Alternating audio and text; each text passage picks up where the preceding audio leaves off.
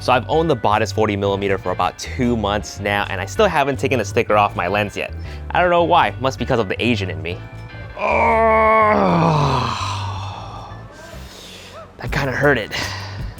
So this isn't going to be an extensive comparison between the Zeiss Batis 40mm and the Zeiss 55mm since I'm traveling right now in Japan.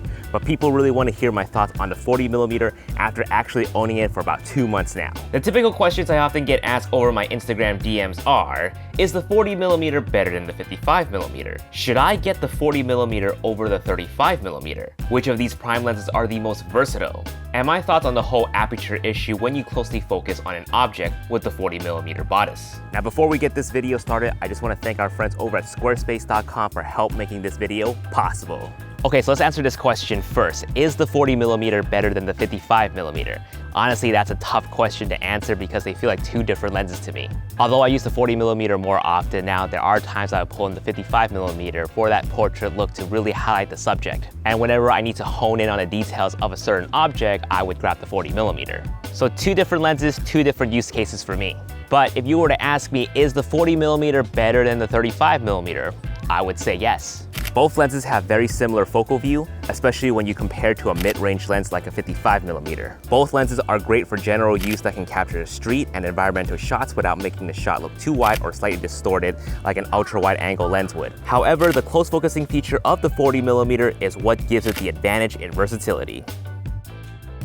Now before we get into the close focusing capability and how I use it with the 40mm, we gotta talk about the aperture issue first, as well as the firmware update that got recently released. There were a few reviews out there that pointed out a flaw with the Batis 40mm. Basically, as the lens focuses closer to an object, the aperture will close down to an f4 despite the fact that the lens is still shooting at f2. The amount of light gets significantly reduced, which is quite bizarre as you can see here in my test shot. But as of last week, Zeiss addressed this issue with a firmware update, and here's what it does according to their press release.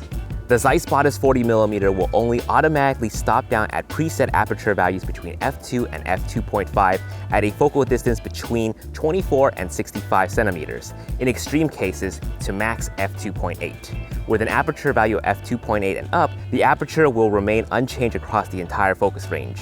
I will leave a link to the update in the description box below. And as you can see in the updated test footage, the amount of light getting reduced as we focus closer is a lot less than before. Despite the fact that this lens was having this issue, it didn't really stop us from using it.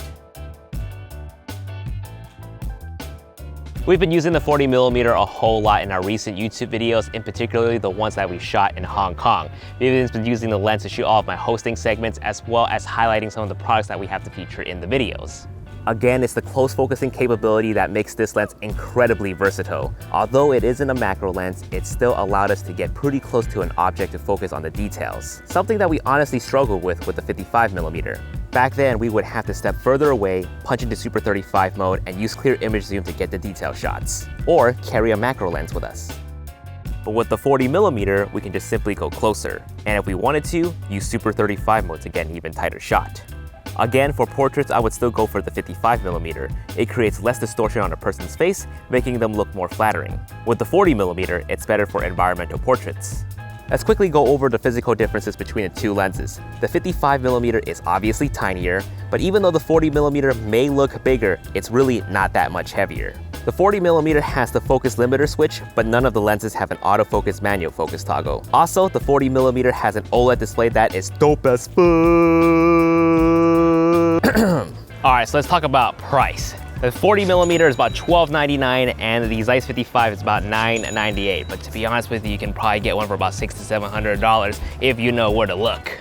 So who should get what lens? If you're looking for a general walk-around lens, maybe for vacation or for some street shooting, and you're at a toss between the 35 and the 40mm, I would say go for the 40mm.